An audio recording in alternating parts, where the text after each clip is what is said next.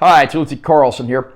I love me all things Godzilla, and it's no surprise that given that this is the longest continually running feature film franchise of all time, American filmmakers have tried their hand at it as well. In 1998, one of those filmmakers that did so was Roland Emmerich, the man behind movies like Stargate and Independence Day. And now, his Godzilla movie from 1998 has gotten a 4K Steelbook release courtesy of Sony. I'm going to unbox this release and share my opinions. Close-up of the monster there. I do hesitate to call it Godzilla. Top of the backing card, side of the spine, back of the backing card. No matter what your opinions of the film may be, I won't deny this is a very nice-looking Steelbook. There is a digital code of the film.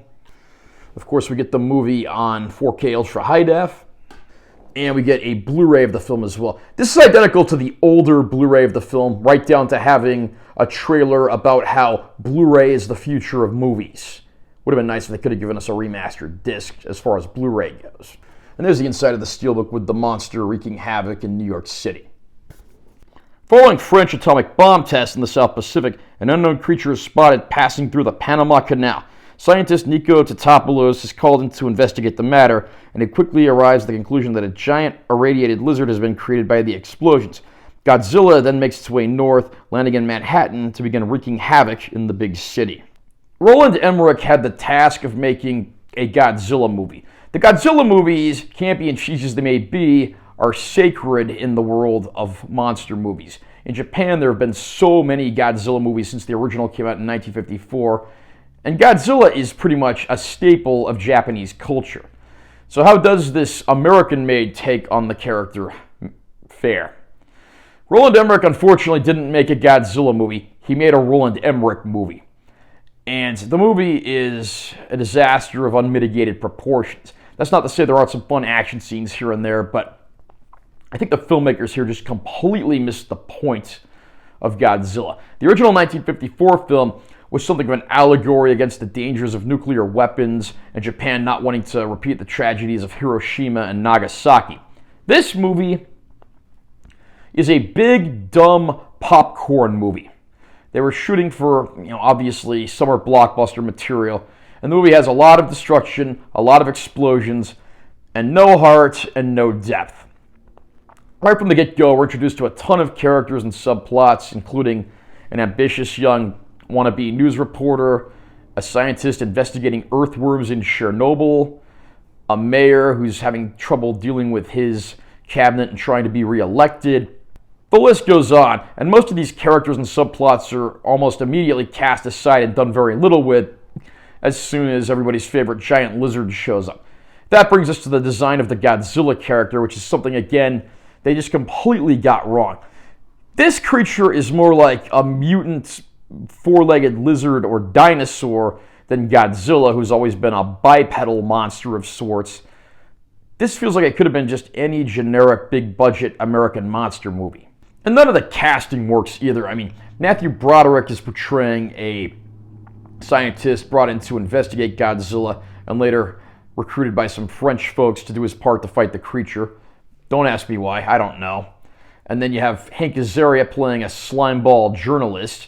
And again, none of these characters feel like they really belong here. A lot of this stuff, if you cut out all the non-Godzilla stuff in this movie, you could probably make your own separate movies around all that stuff. It doesn't belong in this movie. The movie does have some decent action sequences. I'll give Emmerich and company credit for that part. But, even midway through the movie, we get a side trip that feels more like something ripped out of Jurassic Park and done to a far lesser extent. The CG work in this movie, unfortunately, has not aged very well. And that's part of the reason, but not the only reason, that this film is a bit of a flop. I mean, there are some attempts at humor here, including the mayor being named Ebert, which is an obvious stab at film critic Roger Ebert, who had written negative reviews for some of Roland Emmerich's previous films. And Roger Ebert, of course, did write a bad review for this film, and one of his biggest complaints, ironically, is that he didn't have the monster kill Mayor Ebert. That certainly would have been entertaining, but again, it really is hard to recommend this movie because it's just such a disaster, and clearly Roland Emmerich and company had no idea what Godzilla was supposed to be all about. There were, of course, later attempts to bring Godzilla to America, including a 2014 film that was spun into a monsterverse of sorts, and that take on the character has been much better received, and rightfully so. But if there is one area that this disc of the 1998 Godzilla film does shine, it's picture quality. The transfer here is amazing. These are the kinds of movies that HDR was absolutely made for. You get some bright, colorful colors, a greater color gamut than you can get from Blu-ray disc, deeper, darker black levels when they're called for. I mean, the movie just pops right off the screen. Unfortunately, no amount of remastering and Dolby Vision is ever going to make the CG in this movie look convincing, but it is an excellent transfer. There are a handful of sequences where people speak in foreign languages with subtitles. The picture quality takes a dip during those moments to almost VHS quality levels, but that's really my only complaint with this transfer. There are some trailers included on the 4K disc as a bonus, and then we also have the bonus features from the old Blu-ray, because again, this is just a port of that old disc, which includes some, behind-the-scenes EPK-type featurettes. And there's also a Wallflowers music video on there for the cover they did of David Bowie's song Heroes for the movie. So this one's a bit of a mixed bag. The movie is definitely a mess, but the transfer is gorgeous. So this is one of those examples of great disc, bad flick.